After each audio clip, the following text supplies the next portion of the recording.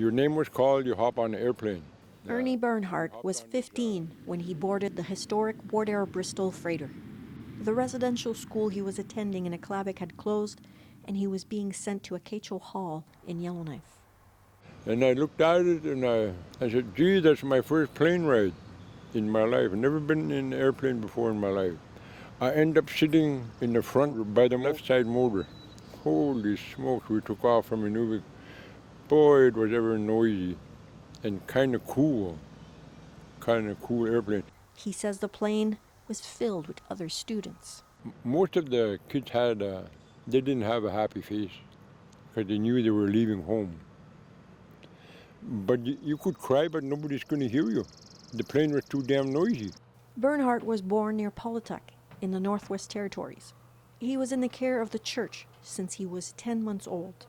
When he left for Yellowknife, his thoughts turned to the life he left behind. I won't be able to see my sister. I won't be able to see my brother. And I won't be able to see the nun that brought me up. So I boarded the plane and I cried quite a few miles. The Bristol was used to haul large equipment, but it sometimes functioned as a school bus, like many other aircrafts that were flying in the north. The TRC had difficulty getting documents or testimony from the airline industry on its role in the residential school system. But there's work happening to bring that history to light.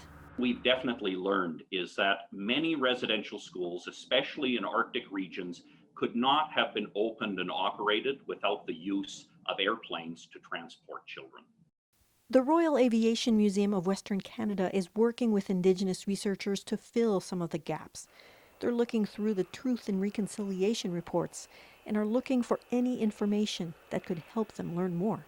First-hand accounts of, not just the students, not just the children who were taken from their homes, but also the pilots, in some cases flight attendants, stewardesses, and other industry professionals. When Bernhardt drives by the Bristol Monument, he often slows down and thinks back to that plane ride. And I tell myself, gee, Ernie,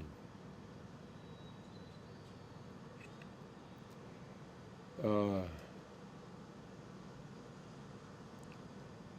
want to cry, but I can't. It's sore. You know, leaving your own people behind, going to someplace strange. He says despite this pain, he doesn't want to see the plane taken down. Instead, he wants people to learn, to know just how deep the story of residential schools runs in the north.